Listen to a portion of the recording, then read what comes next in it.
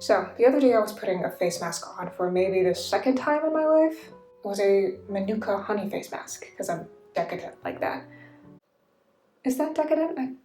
I don't know anything about cosmetics. And I had this very dramatic looking in the mirror moment. And I thought, then and there, why don't I just start this goddamn channel anyway? Maybe it was the sticky, chrysalis butterfly fluid on my face. Not that what I just said makes any sense at all. Maybe it was because I was afraid I had a brain tumor on that day. Yet again, that's health anxiety for you. So here we are. I don't know what to say. What if I'm great at reading books, and I'm magnificent at reading books, but I'm awful at talking about them?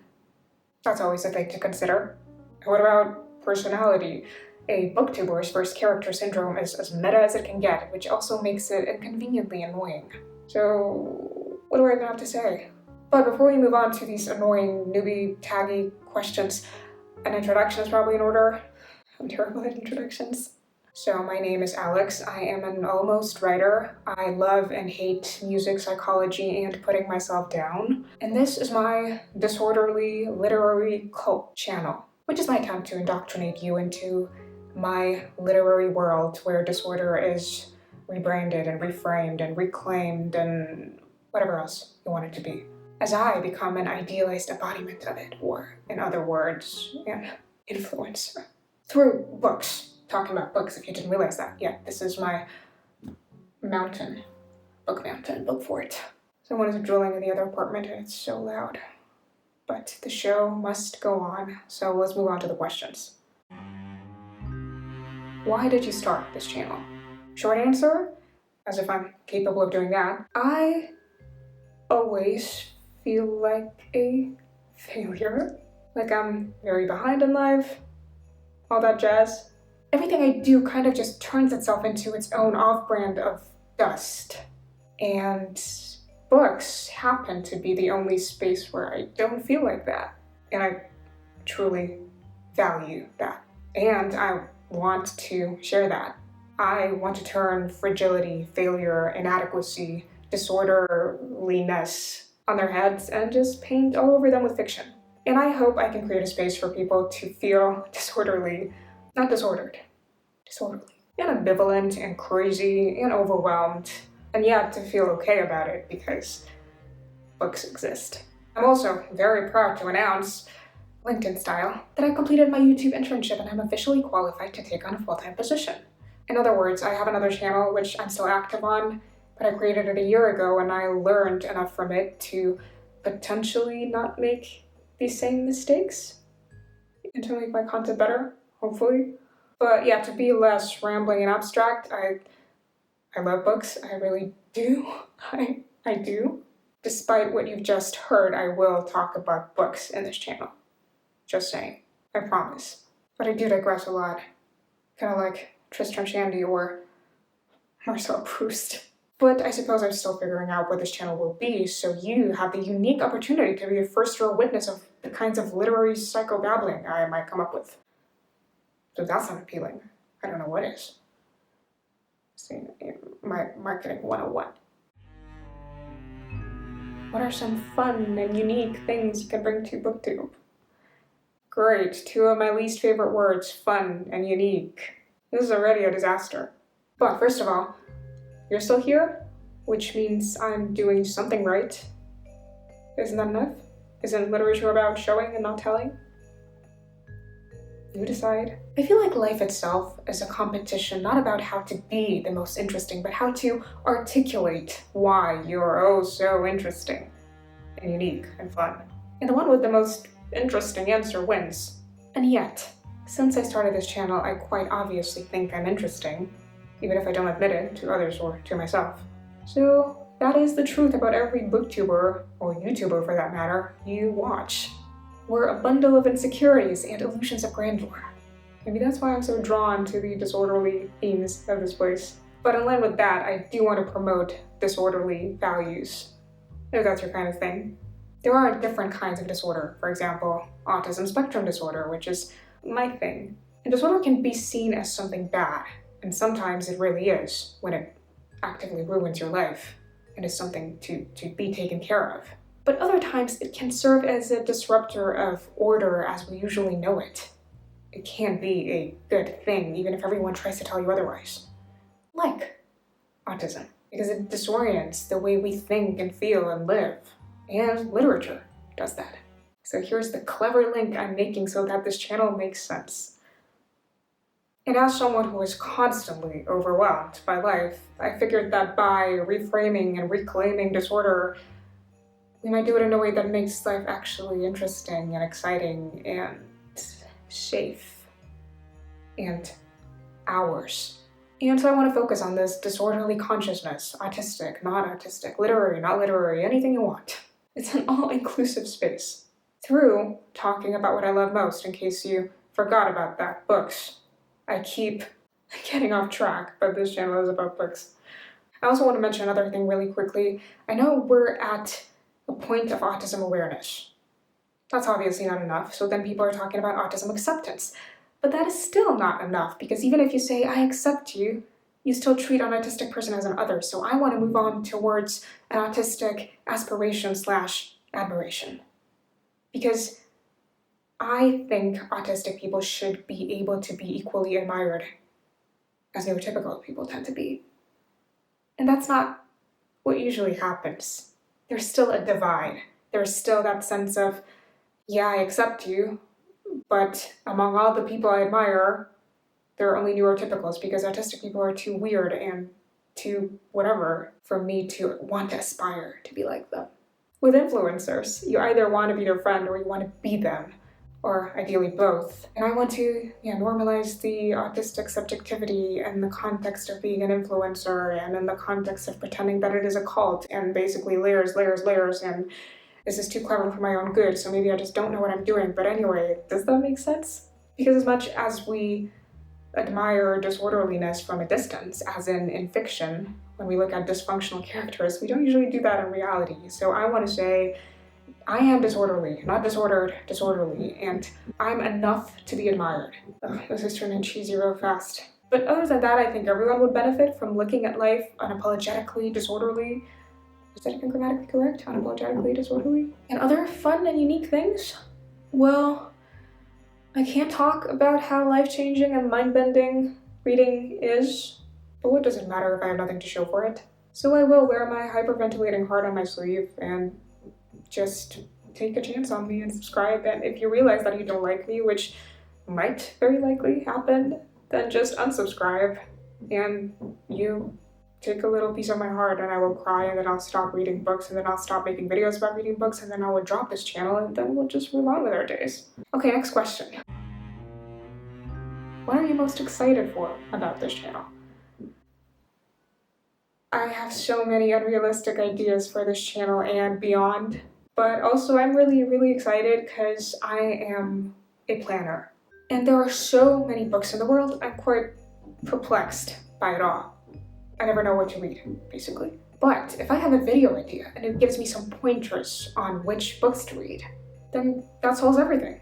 For example, Winnie the Pooh's favorite books? What are Winnie the Pooh's favorite books? Something about honey? Do you know Winnie the Pooh's favorite book? Then great, I don't have to stand in front of a loud textual abyss with books flying all over my head, mocking me, reminding me that I'll never read them. It's probably the weirdest answer to this kind of question. But yeah, I like having a direction or some kind of a layered purpose for reading. And also, I'm an English literature student. Of course I am. So I have these infinite possibilities of talking about books with so many people. And yet I don't do it. I ruin everything with my poor social skills and lack of proper trying and chronic burnout from masking. So why not plunge into parasocial relationships instead? Become a performer of books, a textual entertainer, an arbiter of mistaste on the other side of the screen and the spectrum. Honestly, sometimes I feel like if we fail to create a coherent personality, we desperately build a personal brand instead, hoping it will be a good replacement. Am I calling myself out? Maybe. But really, I do want to build a community of people who love to read, who want to love to read. People who are in desperate need of feeling like they're allowed to be a frustrated mess. People who are embracing hope punk, armed with the prospect of the end of the world, a palette of depressive episodes, and a never-ending TBR at the end of the tunnel. Why do you love reading? Books give me power, because no one can kick you out of the world of the book. You can kick a character out, you can slap the book right on their faces. But there is no rejection in books. You imagine the world. You create the world. In a way, you own the world. And I suppose I am just a tiny bit of a control freak. Also, I'm a very private person, so when I am occupying a book, a world, imagining it, misunderstanding some key themes of great literature, which I'm sure happens a lot, I don't like anyone else to see it, or interrupt, or expect anything from me. Only after I can have a thinking session and figure out all that was wrong with my reading of something, and fix it and pretend I'm actually intelligent, but reading is just mine. It is both just mine and everyone's. It is something that is literally both isolating and connecting at the same time. It's the ultimate liminal space, an ultimate heterotopia. Is it though? I'm just throwing fancy terms around. And it's the ultimate, I don't know what else, but it's mine and not mine, it's everyone's and no one's. It's everything and nothing, it's a walking contradiction and disorder, so obviously I love it. And at the end of the day, no matter what is happening, I can grab a book, hide behind a book, hide within a book, and just for a little while, everything is okay. And you see, I try to be sarcastic and blasé about it because it's not cool to be vulnerable, but it is cool to be vulnerable. And yeah, books make everything okay, and that's just that. There's nothing more to it. There are no theatrics around it. And nothing can replace this feeling. Books are just so beautiful. They make life more beautiful. They make me feel more beautiful. And you can always punch someone with a book. Instead of throwing a brick, you can throw a book. At least they will learn something. What book or series got you into reading? I remember this one book when I was a kid. It was about this fish who was hated by everyone because she was too shiny. So then she gave up all of her scales so that everyone could have a single shiny scale. And then everyone looked the same, so she was finally accepted. Now those are some shitty values to teach a kid, I would say. Everyone hated you for being so special? And just stop being special. Give yourself away. Problem solved. Until it's not. Question would you ask your favorite booktubers? Is having opinions scary? It sounds scary. I'm very tempted to analyze this question in order not to provide an answer. I guess my mom is right. I'm unable to answer questions in a simple, straightforward manner. I might ask them very kindly, would you read my unfinished novel? The suck-up I am deep inside? I learned it from LinkedIn. I am kind of afraid of asking people questions, to be honest, because they say there are no bad questions, but every question kicks off a conversation, and I'm not good at that, so I usually choose isolation. Is that bad? Maybe the question I actually need to ask is, how can you be both a reader and a human being living in the world? I never managed to figure that one out. What challenge do you think starting a booktube channel will be the hardest to overcome? I will be honest, the community aspect is what scares me.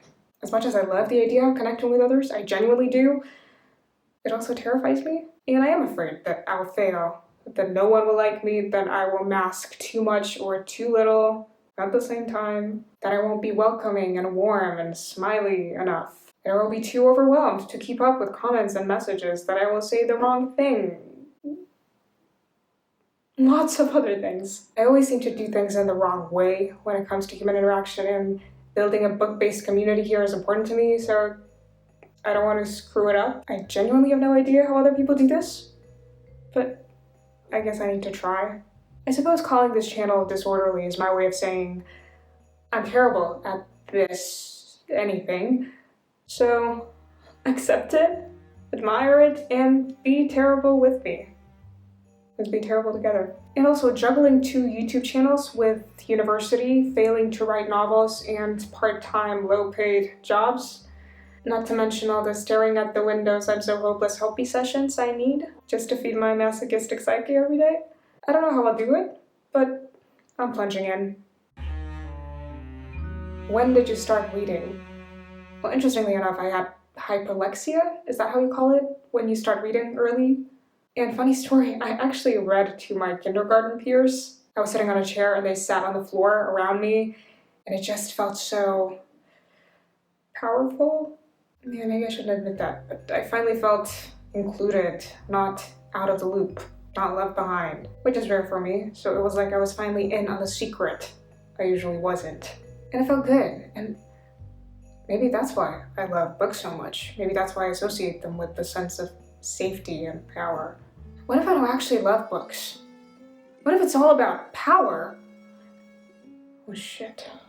But don't worry, I use all of my obsession with control to harm myself and not others, I hope. So you can just sit back and be entertained by my self-sabotage. Where do you read? I am terrible at reading. I know I said I'm magnificent at it, and I am, but I am terrible at reading. I am always uncomfortable. So yeah, that's inconvenient. Because I need perfect silence, I need to be comfortable, I need the temperature to be just right, I need not to be tired, I need not to be stressed. So basically, my perfect reading conditions do not exist in this world. And yet, I do it anyway. That's dedication right there. What kind of books do you like to read?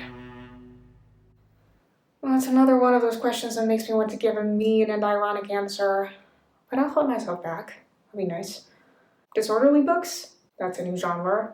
But yeah, I like books that are ambivalent and nuanced and make me think and feel and be conflicted in the most deep human way. And yeah, I know my answers are just as open-ended as the question and therefore just as annoying. I like reading books about fucked up people. I like reading books about neurotic people. I like reading books about revenge and isolation and coldness and longing and desire and illusions and fantasies. You know what, why don't we look at my Storygraph account? I actually created an account yesterday, so it might tell us something about the kinds of books I read. So apparently I read books that are reflective, challenging, and emotional. Slow-paced, usually under 300 words. I'm not really sure, I don't care about that. Mostly fiction, and my main genres from this year are classics and literary. So yeah, this is what I read. I love Virginia Woolf, I love Artesa Moshfegh, I like Dostoevsky. Those are first names that appeared in my head, so apparently they say something about me. But also, I am the type of person who says that I read widely, that I'll read everything. And then 99% of the time, I'll end up reading a literary fiction book of some kind. So, I'm not a snob, I don't think I am, but that's usually what I resort to. I am brainwashed by the rainy psychedelia of purple prose and the aimless, flaneuring plotlessness. I guess it reminds me of myself. So, now that we've got that out of the way, are you still here? Why are you still here? I genuinely want to know. Do you feel a lack in booktube that you'd like someone to fill? Probably not. But tell me about your desires, frustrations, interests, anything you want to get off your chest. I'd like to know more about you. I need to know more about you so that I can manipulate you into joining the club. Or I can be your joke of a book therapist. There's that. I'd love to be a book therapist, really. It's kind of a dream job. But also, why do booktubers have to be the only ones to do this? Viewers are readers too, so if you want to share, do post your newbie viewer answers in the comments so that it's more than just a self-centered ramble all the way through. But I talked too much already, so I will be taking off and I will see you in the comments. And until then, keep in mind, you're not disordered, you're disorderly. Unless you have a real clinical condition that is ruining your life, in which case, I'm not responsible for any damage. Will it take on, or will it not take on? And if it doesn't,